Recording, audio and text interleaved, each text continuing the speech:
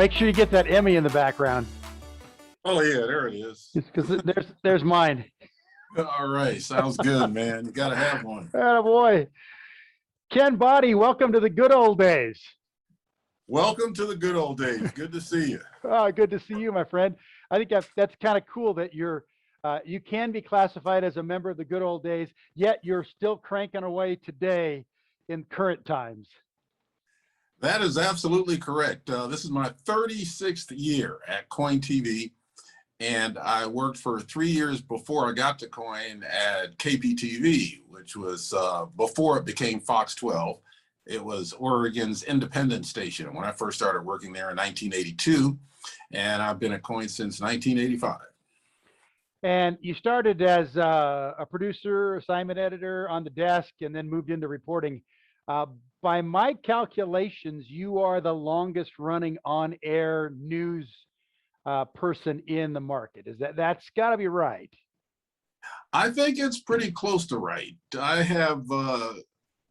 can't think of anybody else who's been there longer. Tracy Barry, before she retired, she had been there about that same amount of time over at KGW. Jeff Gianola, who's with me right now, who's the main anchor at KOIN, he has been there for a while and worked for a number of years at K2 before he came over to KOIN. So I don't know what that adds up to. So he might be close to that many years in the market as well. But I'm definitely in the top three. Yeah, I think it's you. I kind of had the calculation going because it was Mike Donahue until he retired, and then it was me until 2014 when I left, and then after that maybe Tracy, but I think you've got some years on Gianola. So I'm gonna, even though it's unofficial, I'm gonna declare you the king of on-air news, running from 1985 until now. Now, how many years did you get in before you retired? 31. 31. Okay. Yeah. I was at Channel 8 from 1983 until 2001. No, until 2005. And then I was at K2 from 2005 to 2014. All right. Well, you got a good number of years in yourself. Enough. I got enough is the way I like to describe it. Well, believe it or not, Carl, I still enjoy what I do quite a bit. And it doesn't seem like 36 years straight at one station, because I've done a bunch of different jobs since I've been there. You know, hired as a producer, worked at the assignment desk.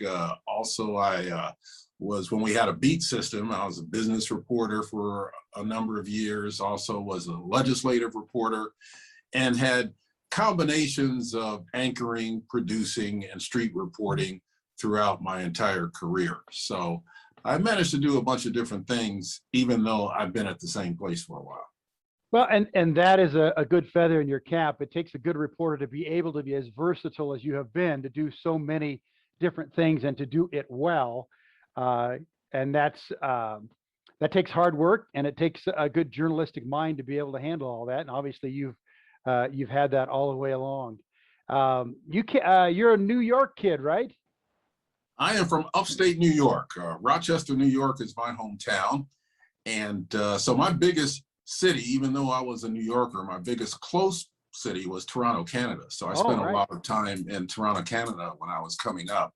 Rochester is pretty close to Buffalo and Niagara Falls. So it's right on the Great Lakes and right on the Canadian border, not far from the Canadian border.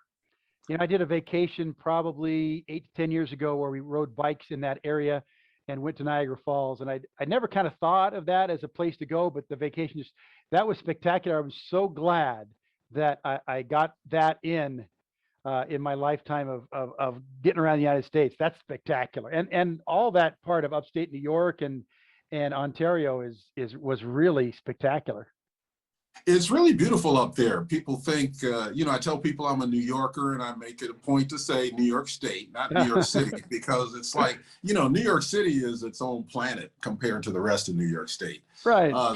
There are parts of upstate New York and central New York around the Finger Lakes region that actually remind me of Oregon in terms of its scenic beauty and gorges and rivers and lakes and that type thing. Yeah, I felt that way when I visited Vermont too. It was very much like Oregon in its scenery and the people too. Yeah, except in the wintertime, because it gets pretty brutal in the winter in upstate New York. We get those lake effect snows. Yeah. And man, it can just bury you under tons of snow at any given time during the winter. And I was the only boy growing up in my family, so I was the designated shoveler. So I hated it because I had to get out and shovel the snow. And we were a 2-shovel family being in Rochester, which meant that you had to have a shovel inside in case you had to shovel out if it snowed overnight. And you had to have a shovel outside in case you had to shovel in after you came back home from work.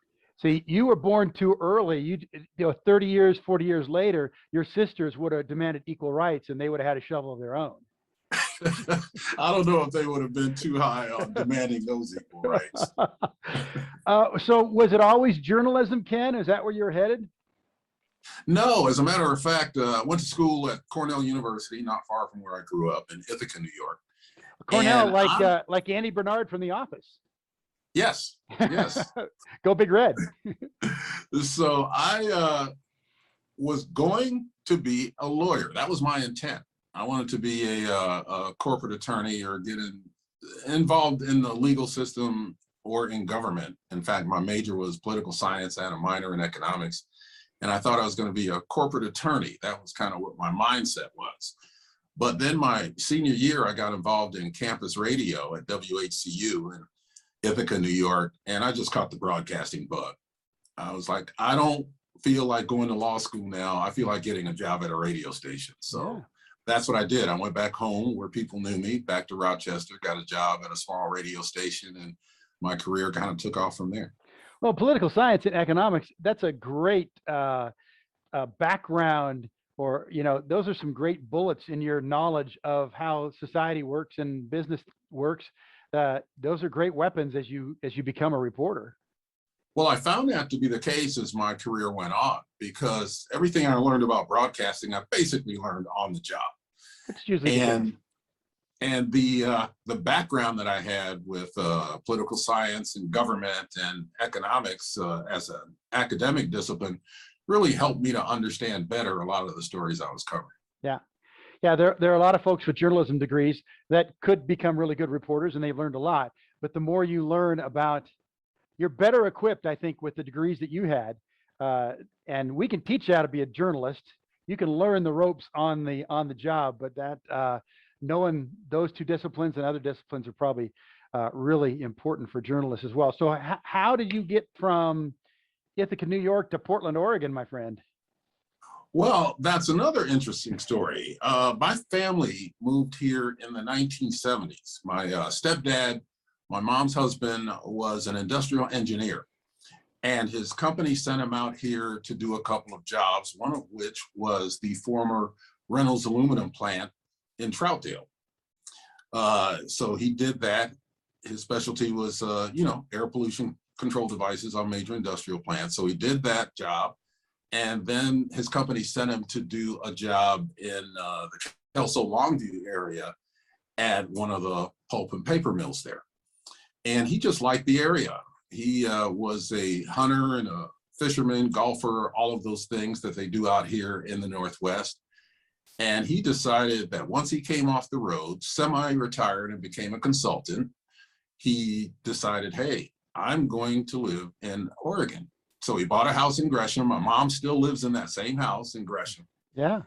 And that's where the migration started. So I started visiting Oregon off and on in the 1970s for holidays and things like that to visit my folks, and moved here in 1982 permanently and got a job at Channel 12. Originally, it was a part-time job. It was just a summer fill-in. There was a guy who was the main anchor named Gary Hill. Yes. And Gary Hill was going to law school at the time. So they needed someone else to write. So I came as a writer / producer. And they said, okay, well, this is a 6-week job. I'm like, okay, that gets my foot in the door. So at the end of 6 weeks, they said, okay, we're extending you for another 2 weeks. Then at the end of that 2 weeks, we're extending you for another couple of weeks. And then by the third time, they just said, okay, dude, you're hired. So, You know, that's funny you should say that, Ken, because so many of the people I've talked to doing these interviews for the podcast, so many people who have had great longevity and obviously were really good at their jobs. It's the same story. Got my foot in the door, doing the basics, you know, entry level stuff, worked my butt off, volunteered to do everything, was mhm. competent. And those are the people that survive in this industry. And that's how you did as well to get going.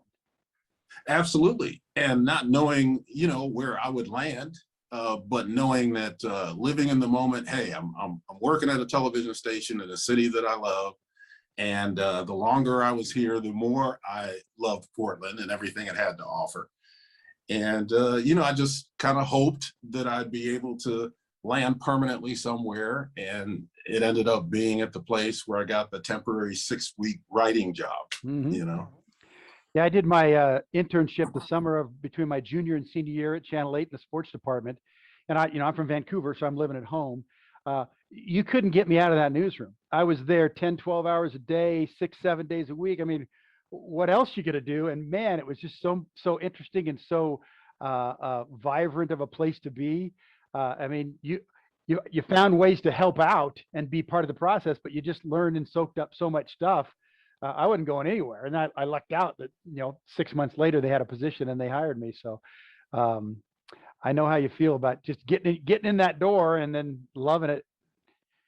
And then you went from 12 to 6, and then you eventually got on the air, probably starting at weekends or something like that, right?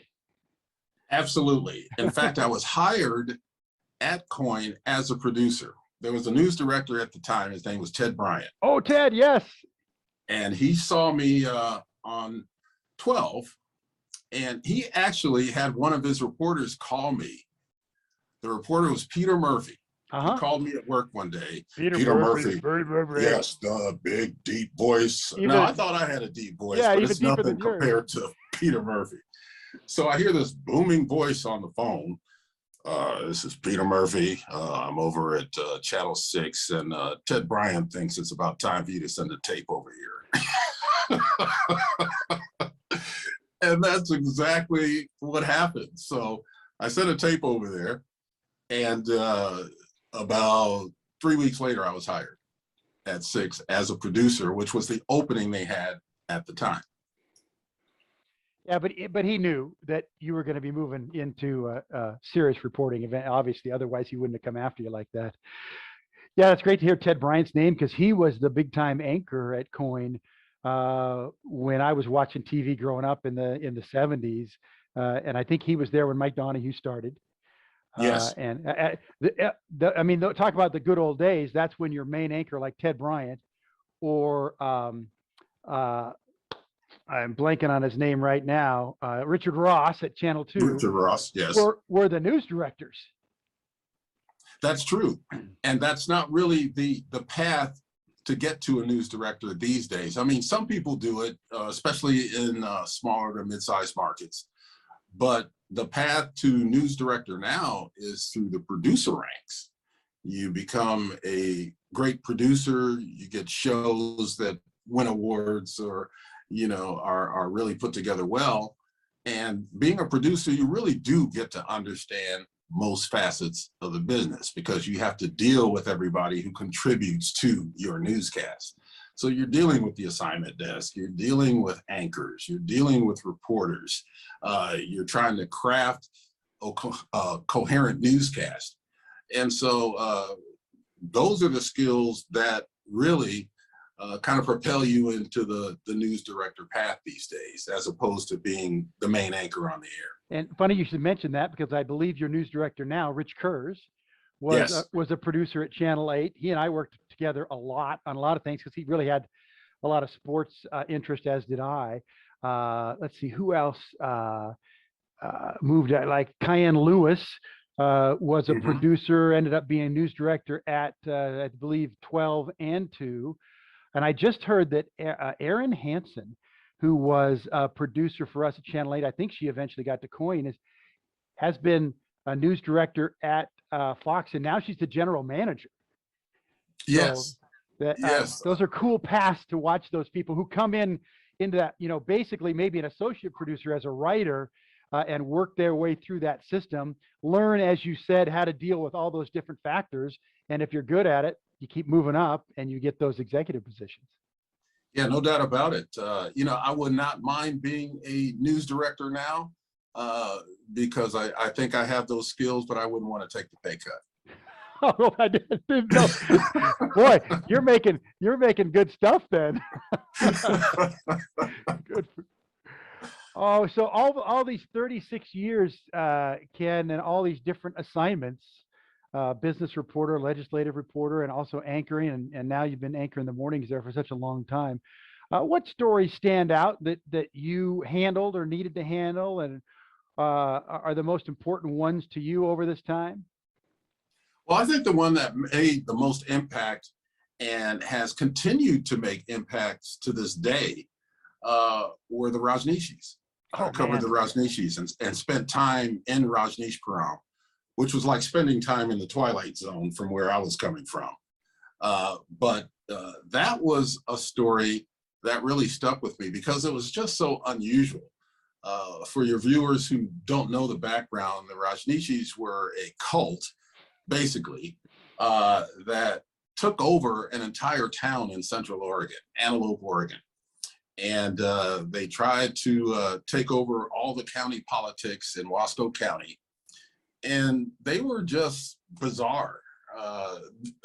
And to clarify that, the leadership was bizarre. Right. I think the actual people, the sannyasins, they called them, I think that they were just people who were into the free love and, living freely and living off the land and that type thing. But I think the people running the joint had a whole different agenda, and that agenda was power. Yeah. Power corrupts, and it certainly did there. Yes. And into a criminal element.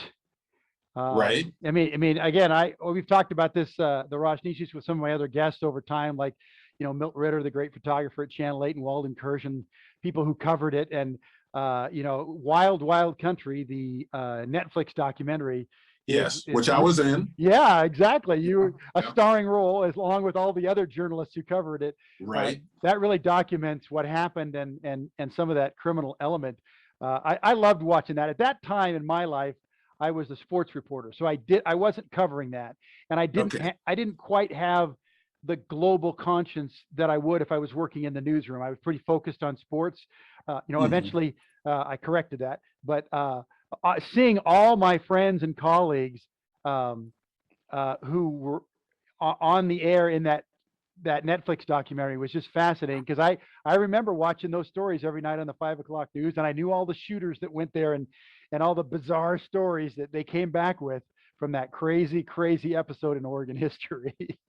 Yeah, I was actually at Rajneeshpuram towards the end when the Bhagwan fled, when he got on his private jet and just got out of there because the heat was getting kind of hot from he was a fugitive for a while there. Yes, he was. Yes, he was. And this might sound strange, but I enjoyed covering their spokesperson, Ma Anand Sheila, because she was very, very smart. And I think that she really had a good time just tweaking us. She had a great time just messing with the media, know. So it was always a game of wits with her whenever you got an interview with her. So I actually enjoyed that.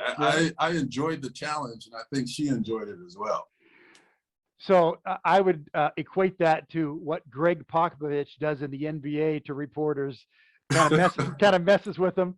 She always knew that she was the story, and she had some amount of control over what was coming out of there. And again, what an incredible and unique part of Oregon's history. And to be journalists while it's happening is fascinating. Yes. So, I talk about the staying power of that. You talked about Wild, Wild Country. But I was also part of a spoof of the Rajneeshees on a program called Documentary Now. Exactly, yeah. And they made me up to look like how I did back then.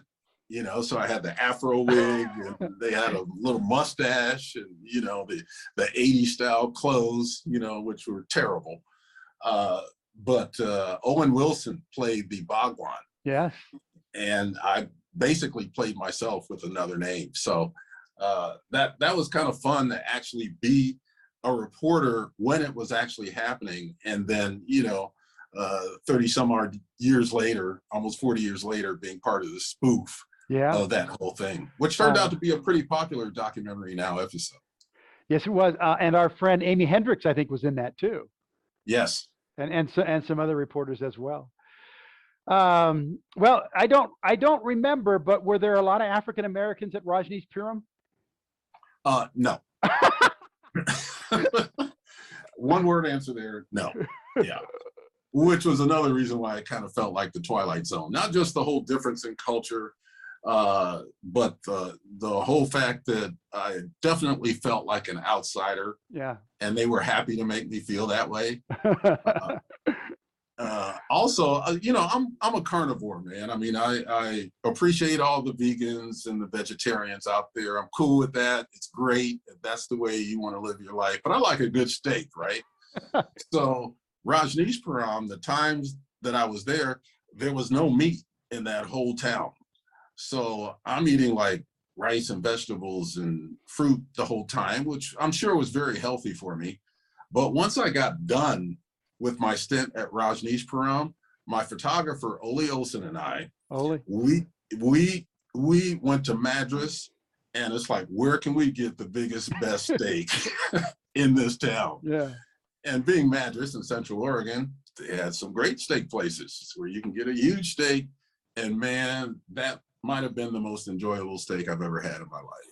Good for you. And the one thing you didn't want to do leaving Rajneeshpuram was go to the salad bar in the Dalles, which they spiked with salmonella, allegedly. Yeah, and still that is considered the biggest bioterrorism episode, you know, generated domestically in U.S. history. Yeah. Yeah. And Ma Anand Sheila was behind it.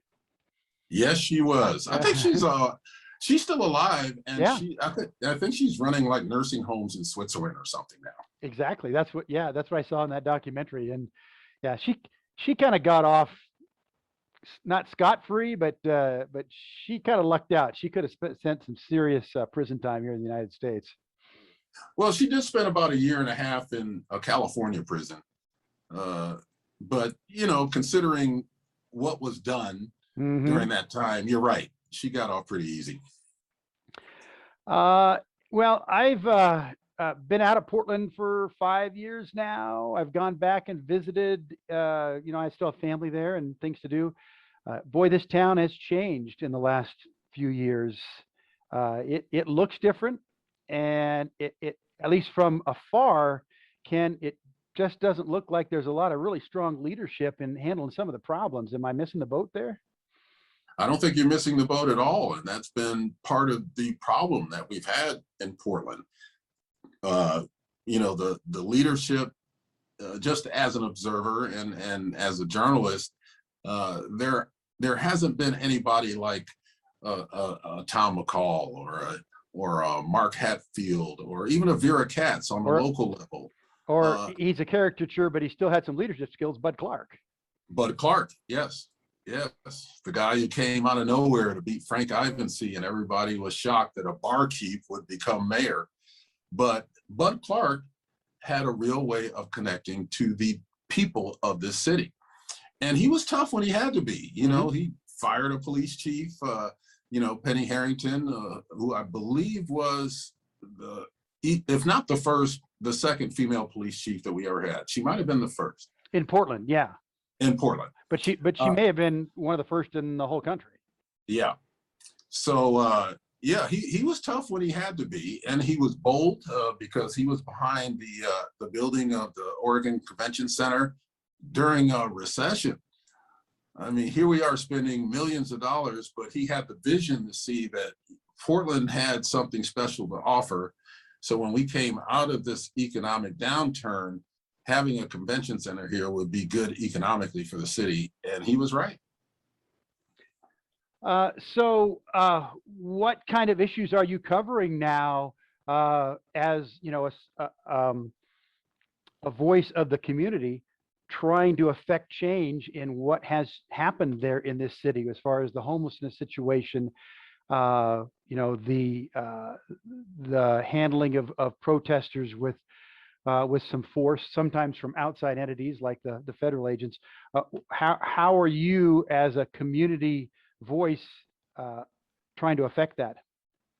I think by shedding light on those situations as much as possible and trying to bring not just the runs, hits, and errors of what's happening on any given night or any given day on any given story, but to try to bring some perspective to it. I think I've been here long enough where people respect my observations about what's happening.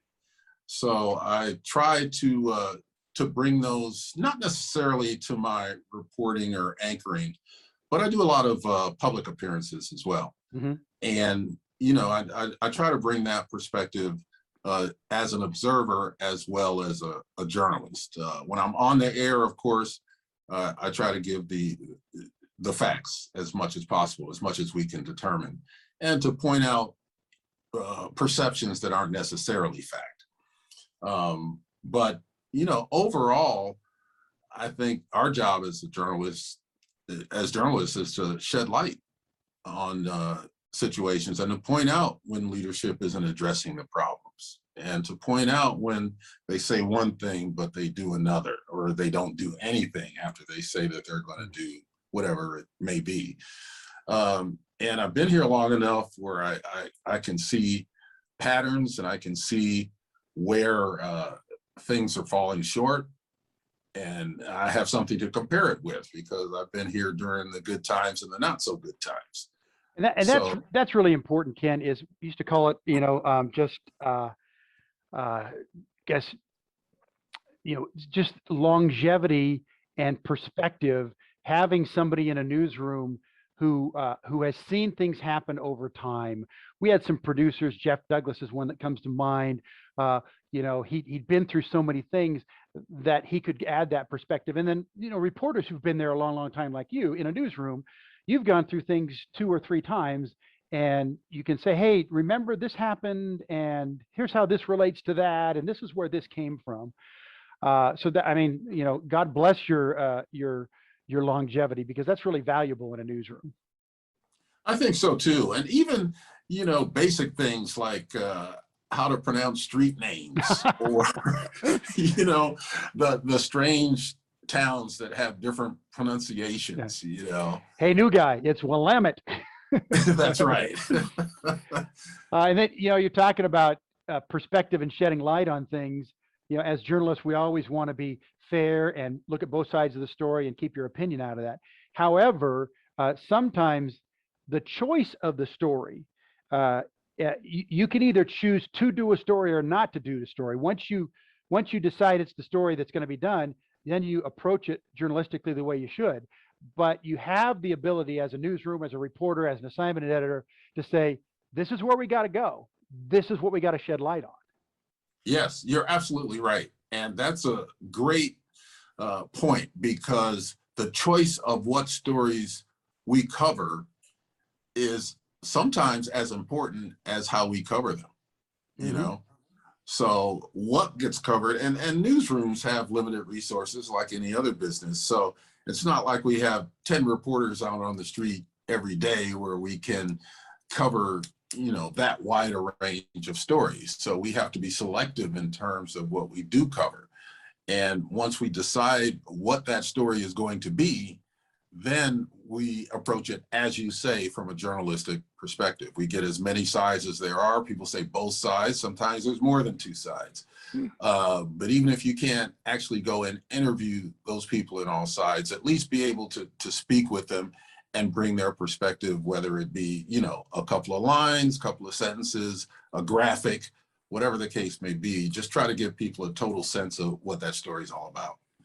So with that in mind, has the issue of race in Portland been adequately addressed over the time that you've been a reporter. I mean, you have a unique perspective.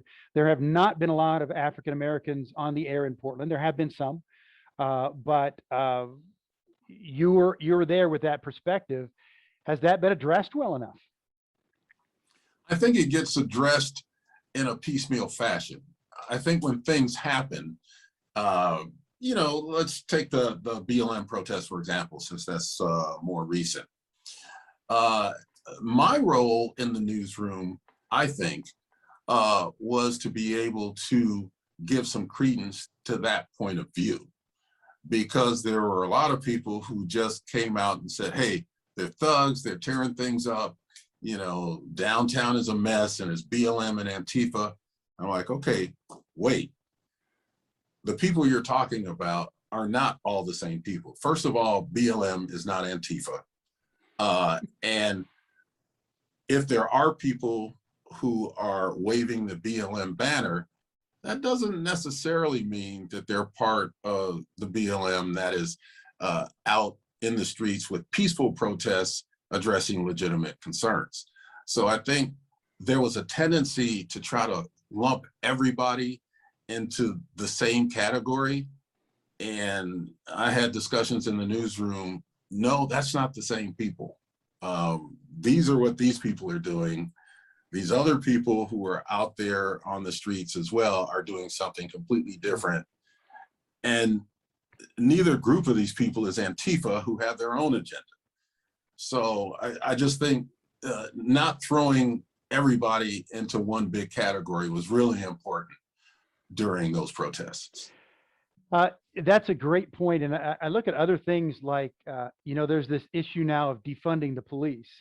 That label is really confining. And it often has, it comes from different places, but what people have been suggesting is, let's not take all the money away and close down the police department, but let's take a new view at how we handle things and maybe put our resources into a different, more effectual way to handle it. And then, which is a great idea. And then it just gets lumped in, defund the police. And then that sounds like we're going to limit police officers and we're going to, and that's where, because of that stupid label, we don't get the right perspective on what people are trying to do to help.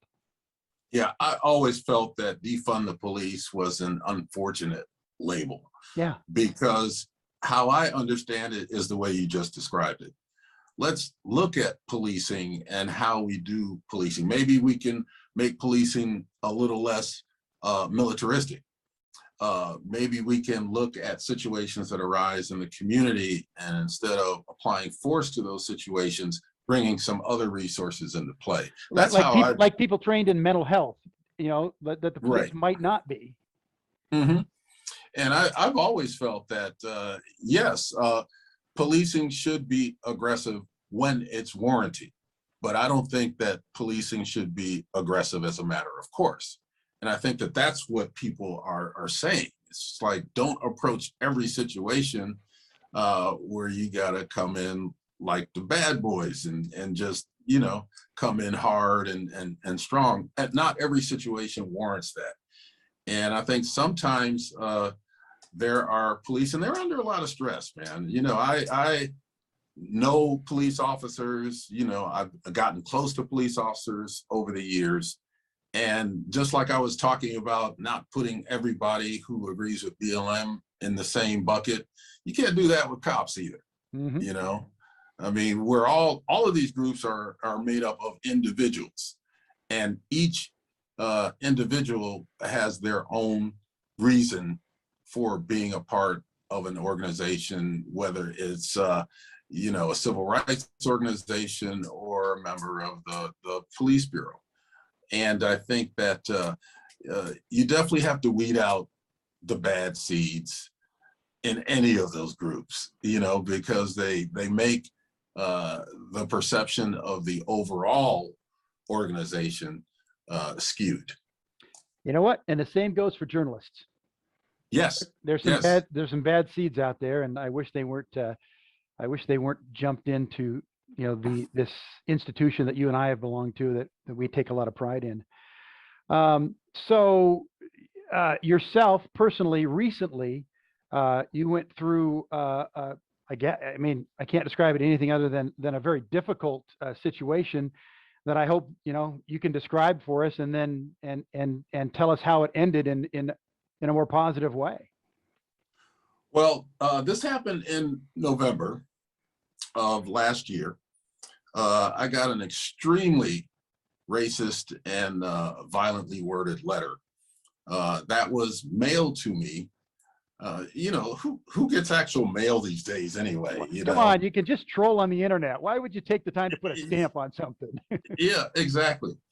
But it wasn't the first time that I've gotten something that was, racist. But this was extremely racist. I viewed it as a death threat. The guy said that I should be hung by my private parts, and it was really bad. I mean, you can go online and you can read it. It's still posted there if you care to. But we decided to do a story about it, and I did a second person interview with it. Jeff Gianola actually did the interview. But he sat down and talked to me about how I felt about that. And the basic thing that I felt was sadness that somebody would have that kind of hate where they would actually take the time to sit down and write something so violently racist to somebody in the public eye. Well, that got tremendous reaction, positive reaction, when I posted it online. I posted it on Twitter initially, and then we ran the story in which Jeff interviewed me. And the positive part of it was just the incredible support that I got from people in this community who had been seeing my career over these years and who followed my career over these years. We submitted that story for an Emmy, and the Emmy you see behind me is the Emmy that I got for that story, for telling my story, basically. Wow. So it did have some positives, and it let people know that this kind of stuff really does happen. I mean, when people tell you that, when African Americans tell you that, hey, this was something racial that happened to me, a lot of times it's dismissed as, oh, well, you're just imagining things, or you're just not that bad. It's not that bad, or you're just being sensitive. Well, this letter that I got was just so outrageous and pointed. You couldn't deny the fact that it was racially motivated, and that, hey, dude, we're not making this stuff up.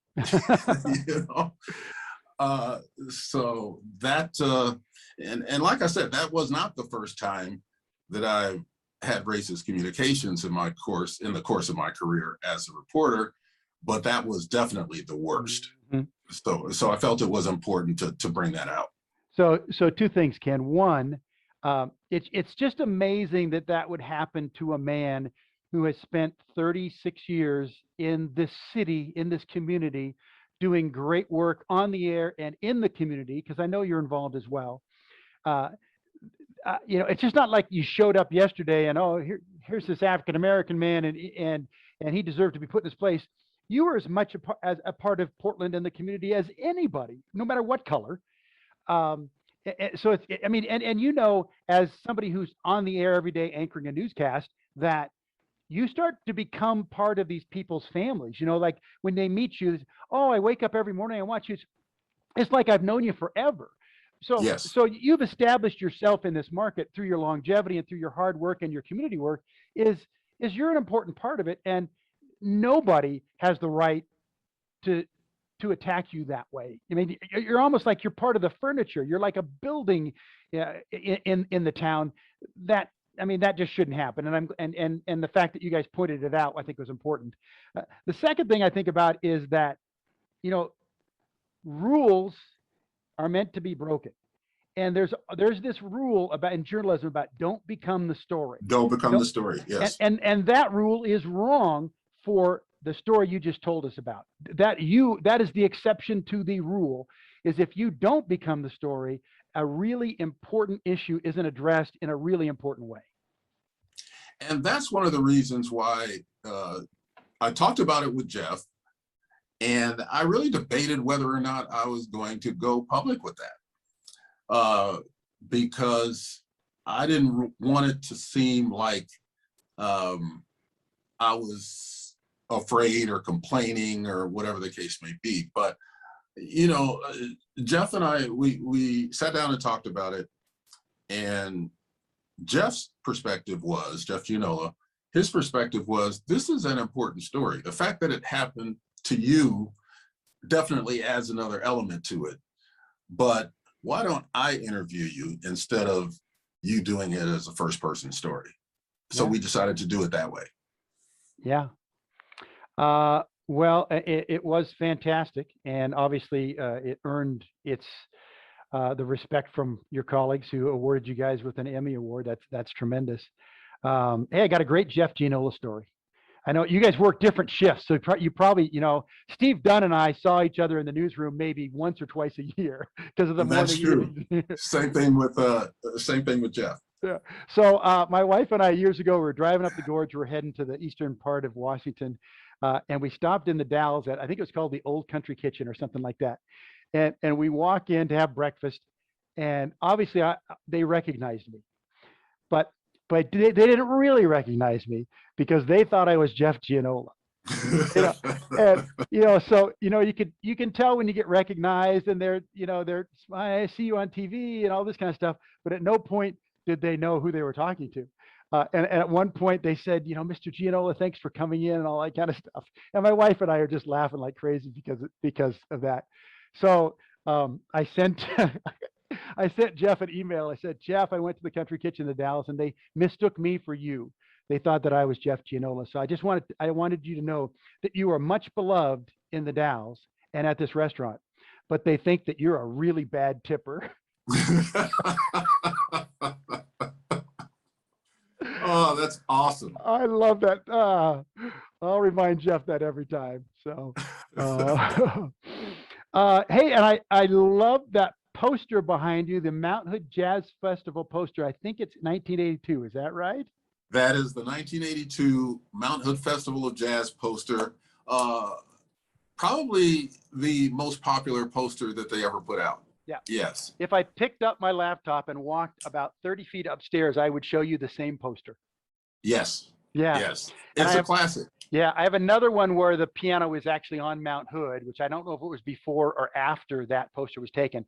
But what I have that one too, Carl. Do you really? With the rose on the, yeah. Yes. Yes. Boy, we are good old days, aren't we? The Mount Hood Jazz Festival posters, because they were collectibles back then. But here's the cool thing about that poster is early on in my internship, summer of 1982, I think it was, or John Tuttle did the story on site of how they took that picture. Yes. Yes. They had some piece of plexiglass in the water, and they had the piano on it, and they had to lower it down with a crane, and it was an expensive piano, and they didn't want it to fall in the lake. So somewhere in the Channel 8 archives on tape is John Tuttle showing how that poster was made. John Tuttle was an awesome reporter. I mean, some of the documentaries that he did, and even his Daily Turn stories were just, top notch. I mean, some of the best in the market at the time. Yeah, and talk about institutional memory. When I was there, he was that guy who'd been there for decades, and would a very soft-spoken man would pipe up. He'd say, da da da da da da da, and he would start connecting the dots. Yes, yes, and as you say, you need a guy like that in the newsroom. But whenever some of the younger people who don't go as far back as we do, Carl, when they see this poster, and I tell them that that's an actual photo, that is not photoshopped. Yeah. And they can't believe it because it's such an incredible photo. Yeah. That's awesome that the technology to do that back when they did it could be replicated now with, a couple clicks of a mouse. Yes. Yeah. But there's something about seeing that and being able to see that lets you know how art becomes iconic. Mm-hmm. It really does, because anybody who sees that poster and then I tell them the story of how it was created, it's hard for them to believe, growing up in this computer age, that that's not computer generated in some way. And that there was a Mount Hood Jazz Festival out at Mount Hood Community College that killed for weekends with music, and the artists that they got, and getting tickets to that thing was, you know, like trying to get a ticket to a major concert. It was such a great entity.